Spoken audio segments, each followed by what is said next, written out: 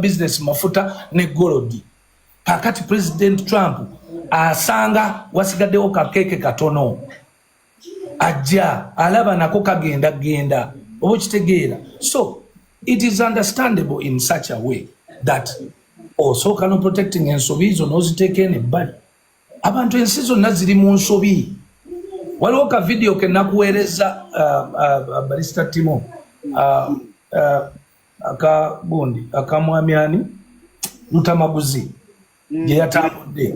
Okay, so oyinza okutazanyakaawo nentambulako nengendako ne Tanzania gye bayite Dodoma nenkomawo nengendako ne Scotland naye waliwo ebintu bingi bye newunyiza ensi eri bubi globally the world bingi badly economically era bw'obeera n'omuntu Obungereza n'akuwa pound emu oyo manya nti mwoyo w'eggwanga akwagala nnyo abantu bali bubi nali Bungereza recent nga mbadde nengenda mu parliament yayo nengenda ne mu lubiri ewa King Charles nentambula kubanga nali n'abakungu abantuusa buli kifo kyonna naye nga ne Bungereza ekaaba egamba nti inflation egitwala recession egitwala amaduuka agali nga amanene gonna gaggalawo agamanyitwa international gagenda gaggalawo limusonya balakubira omulanga Bebe neyo yagala tugendeyo wagambye tuconcentratinge ku airline.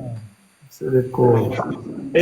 Munnange Bebe kulu gwe kennyini wayogedde wano n'ogaasa tugende byabufuzi ebintu ebimu nze nina bwe nziramu answers zange. Ye how Ati Bebe waganye gwe kennyini Sheikh njaka nziremu nedda muganda wange gwe kennyini webadde njogera ebintu ebimu ogambye nti kakati ebyobufuzi abanuupu gwe kennyini oleese Lutamaguzi atali ku Sheno. Ate Lutamaguzi si Uganda. He made a sense to something that I want to respond to based on the airline and how people are. Kirungi okkiriza tugende mu field eyo nange ngenda kuleetaako omulala ow'ewuwo. Kakati Barista Timo mu statements omukulu oyo z'abadde ayogera mulimu statements bbiri ezisinga okumakinga sense nti ensi eri bubi company ziggalawo. Nane tuli bulungi. Naye owulidde statement gy'agambye nti company ennene ziggalawo ne Bungereza. Ekyo kiri world over ne KFC yagaddewo e Rwanda. Kakati mu struggle eyo eri best eri naruti cause yayo eyokuba nti global inflation is the main reason whereby bajja kugamba nti purpose ya Uganda Airlines okuteekebwa manya reason eyokuba nti Uganda Airlines yagula a specific brand of aircrafts ezaali zigenda okufadingibwa out kubanga ze yali esobola okuaffording at that time bodda ye mabega eyo byonna bibeera ne reason ng'eva ku kintu eki kimu ensi kuba nti globally ensi njavu nti nno okutumya spare okukola spare w'ennyonyi eyo yagwe e Nigeria nga 8 kyalibadde kiggwanga 10 singa factory yali ekola spare oyo yali ekyamukola nga ne mu market twalibadde tumuyina ne mu store kubanga omukyala wa Uganda Airlines yajja publicly ku online kuno nannyonnyola ekintu ekyo over and over. Barista Timo bwe tuva ku live eno uliriza sokoleke, let me build up to that. Bwe tuva ku live eno, I want you to check on that lady explaining that situation. Okay? Sama mwade mbuzi wa Bebe abimanya atya. Of course I get to listen and I get to ask. Now, Barista Timo, bwembanga Bebe cool nyimiridde wano with I don't need technological science. Setaga Heavenly Father to know how important it is to protect my country. Sicheta. And we applaud you. And for that purpose, I try so much to say this, and I'm still going to insist on it. Ntino, let us try. Trend yene ebaddewo emyaka gino gyonna omunana ebaddeyo nga internet ya ku destroying image ya Uganda is the best kwe nayimiridde ku coin yange. Nengamba no Timo tobera muyekera. Okay? While gwe ku side yo Bebe kulu ekyo olimbyemu nabye ekigambo kye nakozesezza anti waŋŋambye ekigambo bukyangejja ekako kusiiga kifaananyi kibi kya Uganda kyokka ate ebirungi ebiragirwa bya Uganda. Mr. Timo kimanyi tumaze emyaka egyo gyonna nga tubagamba bannaye twogere Uganda tugyogereko ebirungi okimanyi bulungi kubanga opposition ekyafuwaza Uganda for a very long time.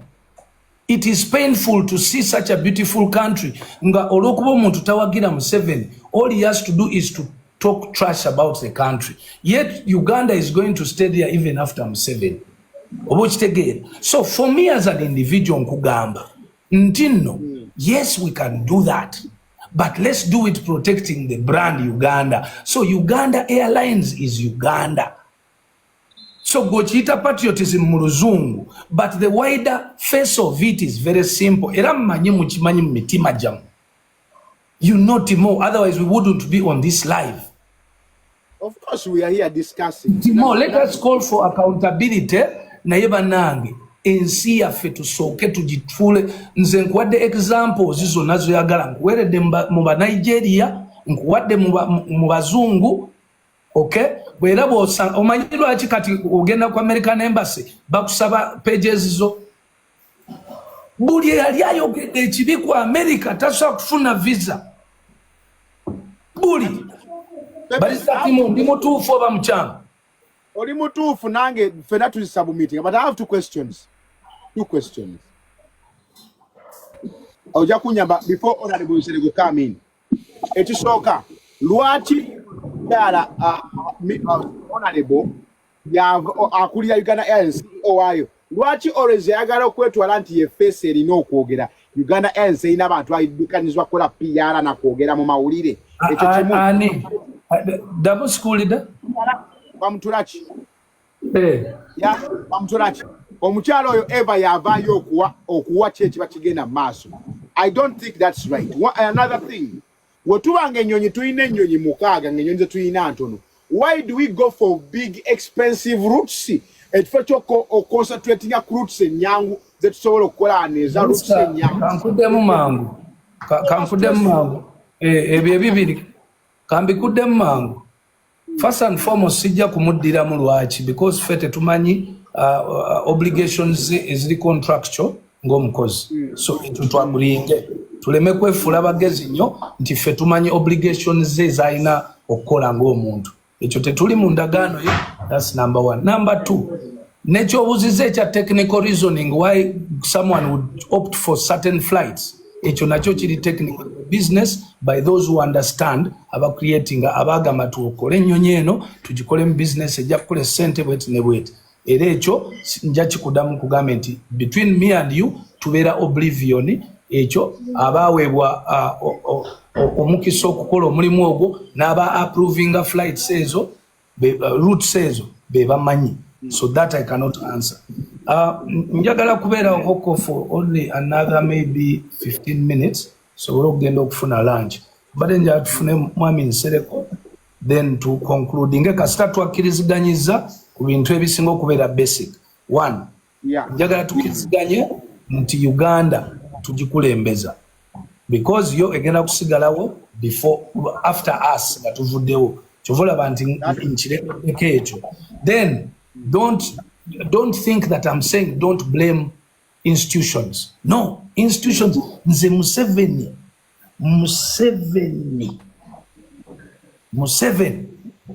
kutusene Museveni lage je lw'abantu abali mu institutions ezimu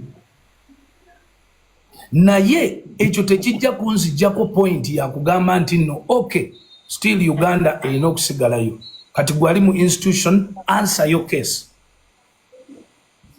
So it's okay. Call for accountability. Fine.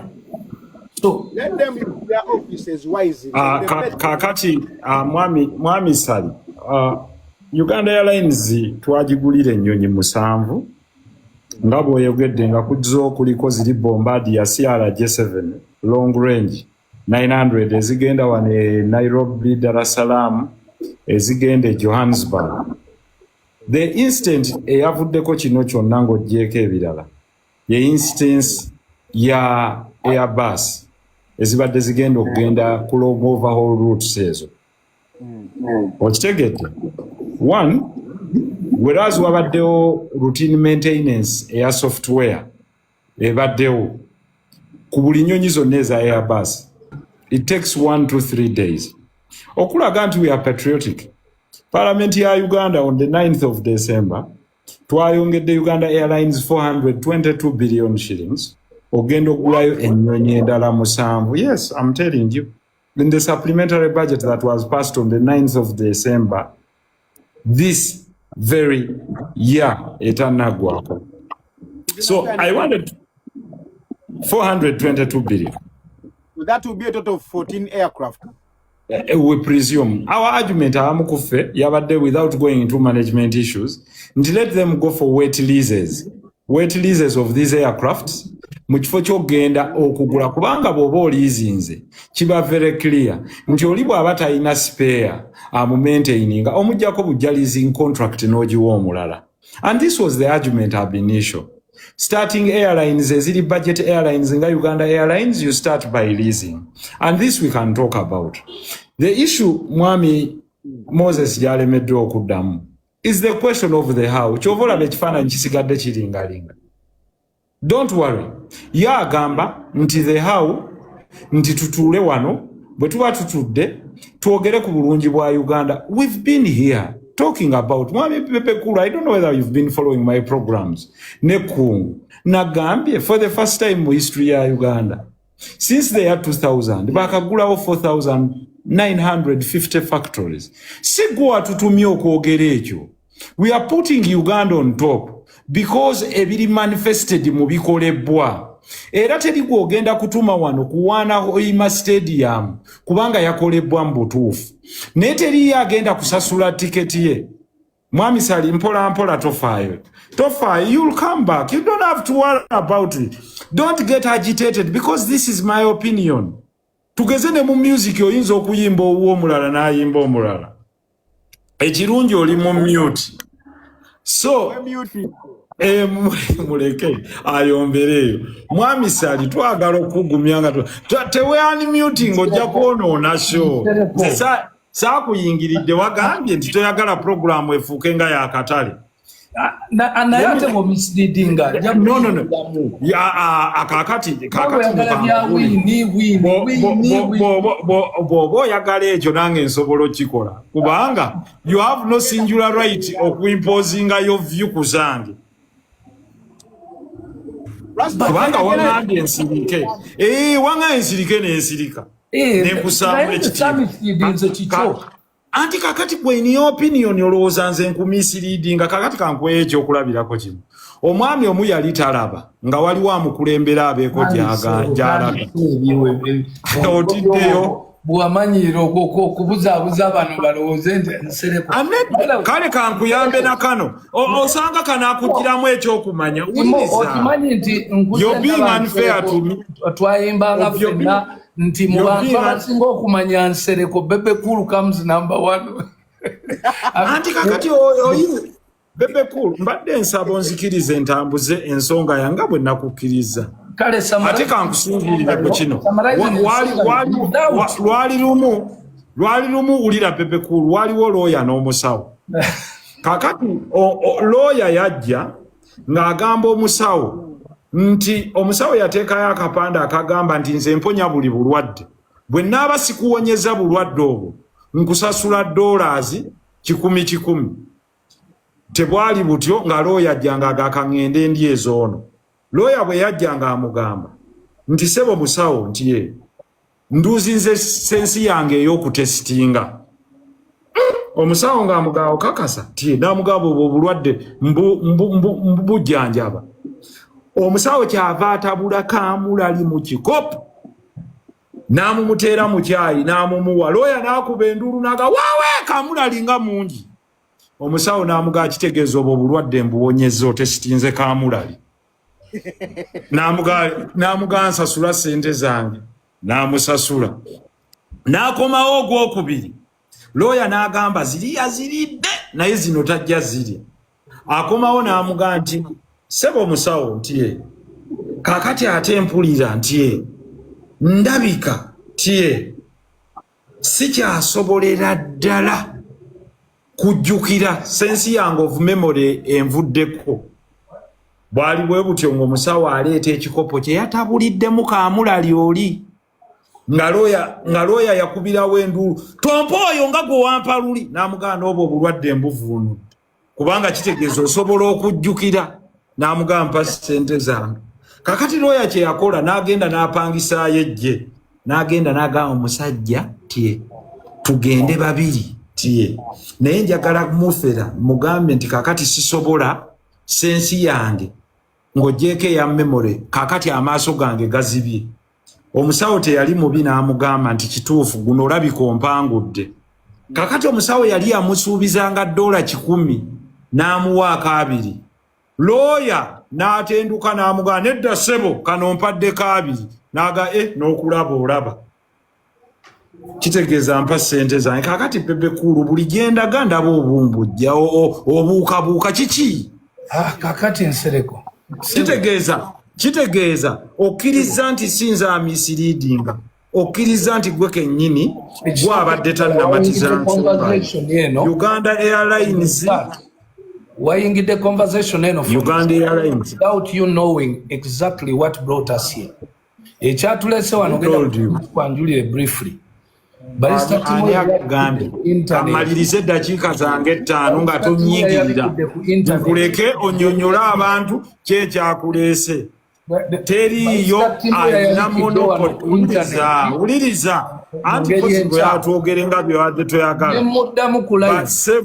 nemugamba nti Barrister Timo, you can do this but in a better way. Barrister Timo osobola okusalamu ka clip ako nga tumaze aka live ya sigo ina formula to the better way.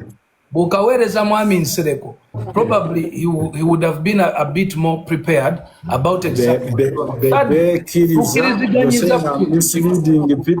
tukiriziganyiza nti nno it is okay to blame Uganda Airlines. So I don't want to go into the nitty-gritties of asking me how we should blame it. I have told you it is okay to blame, but please blame when you're protecting the brand. Now, you who wants me to do the how, to say the how, technically, please go to that office. Bebe Cool, by the fact that omuntu agula ticket kitegeza protecting a brand. Nsereko chongenda chikudamu nkugambe ntino. It is as clear and as simple as I'm not looking for likes, but I'm saying something very simple. Mwami Sali, chovola nkuyise Mwami Sali. Sorry. Mwami family n'ekitiibwa ky'abatuddeawo Mwami Sali. Mwami Nsereko bansonyiwe olwa family n'ekitiibwa wotudde we tutalabaawo ssebo oyinza n'okubanga mu massage waganye okuja Mwami Nsereko. Anyway, the most important thing that I want to this message, actually the most important message that I wanted to give to you was very simple. Mwami Sali eva njogera ndi mu study room odduseewo budduseawo mba mu office yange ate lwaki nziruseewo buddusi kati anyway let me summarize kubanja akudduka agenda kufuna ku kyakulya nabadde wakubeerako for about 1 hour, but the most important thing Nsereko, and I want you to be genuine to reality here. Mwami Sali, let us blame, but don't spoil. Uganda has so many things that have gone wrong, but we have so much that has gone right. But we can handle our things without destroying the brand of Uganda, because we invest a lot in promoting the country beyond the borders. That was my gist of this conversation. And the gist is that you failed to give the how. About how, that is technically, it would belong to those who are in charge. Okay? But for me as a Ugandan, I will tell you, I am not interested in seeing any other country ahead of mine. And those are the mistakes that we've done. I've given you an example why Paul Kagame, the president of Rwanda, went ahead and paid Arsenal for Visit Rwanda. Okay? So whether there are mistakes in Rwanda, they should not be put there to alarm people who he is calling to come to visit Rwanda. Okay? So that they don't come. No. Being genuine on that. But the way Mwami Bebe Cool, the way Mwami Kagame has maintained that is making sure that gwatumye okola oluguudo alukola luli perfect.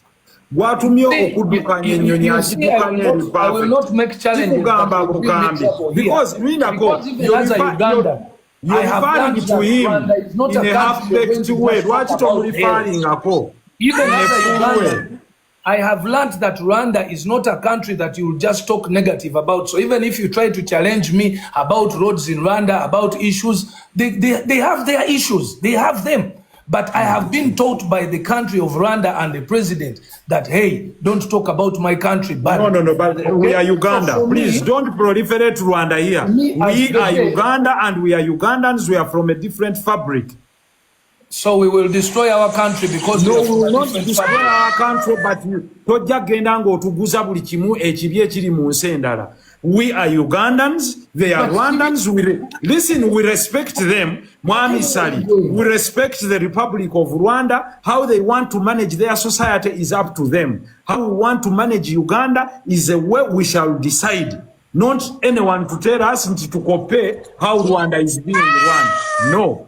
But why do you keep on bringing it as an example of you brought Rwanda Air? You brought Rwanda Air. Rwanda, when they say they are making the roads, they are making you brought Rwanda Air as an example. Wagambi 80% emigugu jibula, and I told you that was completely false. I said emigugu jidilayinga. This video is there. Okay, jidilayinga. No government Kenya Airways babbenga to. Yes, but there is still things. Those cases are there. Nange nkudira mu kino kakati gwe kyogamba a lot of property that gets lost in luggage. If you've had the courage to talk about Kenya Airways ngato ina spirit of East African brother, no, why shouldn't Timo Uliriza? Wait a second. You're talking about a person who even why shouldn't cases in Uganda? My brother, tewetaga kasuka mikono. You can make your expression without. So you see, that's what we are not in a brawl. So, but then you're used to TikTok. You're used to this issue of always trying to win a conversation. No, but my brother, Nze abadde ayogera gwe no interjecting. I think I am honorably going to say this to you. This conversation was between me and that boy and that man who Barrister Timo, and it was about keeping the if you're going to blame the country, you can blame. We love our country. Let me tell you, the fact that people love their nation is that they put their blood on the line. Mwami Sali, you love your nation. You're not the only Ugandan who loves your nation. Uganda Airlines. Yeah. Therefore, we are saying, it's so completely. We are saying, buli omu genuine contribution ye n'agula tiketi kitegeza ayagala Uganda Airlines. Naji promoting ayagala Uganda Airlines. But we are saying Uganda Airlines does not hold the right to mistreat its customers. It doesn't. Who disagrees with you on that? Therefore, you don't tell me the formula of how I'll condemn Uganda Airlines. No. Ensonga, let me say this to you. The same way I may disagree with you or Mwami Kyagulanyi or President Museveni, don't tell me the how. Mwami Nsereko, too much of anything is bad. Maybe in amagezi manji no itako. You have refused to understand the only gist that I'm putting forward here for a country that where we belong. I am tell you something very simple. When I addressed this young man, I addressed him on how best he can address a brand that belongs to Uganda. And that is why I interjected. Sorry. That is why I interjected and I said, Lwaki abantu abali wano tebagamba nti Bebe kuwa sente z'ebivulu because you honor your appointment. I know you very well 100%. In such a situation, these are situations where, because a person like you, I can ask you, you've been a member of parliament in Kampala for how many years? Over 10 years. Now, 15. For 15 years. Yeah. Uganda has had potholes. Uganda has had everybody. True, because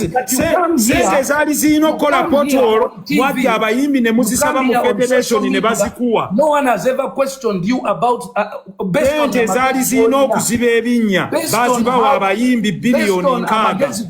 Nsereko. Sente zaali zirina okuziba ebinnya bazibawa abayimbi biliyoni nkaaga. No, I'm here to answer it. Minor issues. I'm here to answer it. No zingira bakabawa abayimbi ne ba promoters billion 13 zizibe ebinya lwaki tewazigaana If I come backwards and ask you, how much money as a member of parliament have you been getting all those years? As a member of parliament, say no to that money. Bebe cool, Bebe have you cool. ever stood for? No, I don't need to. I don't need to, Bebe. You're trying to play a very critical card, and I can put you down on the line. No. Why? Kankubuze, Bebe cool. NRM ojiimbira ku bwerere.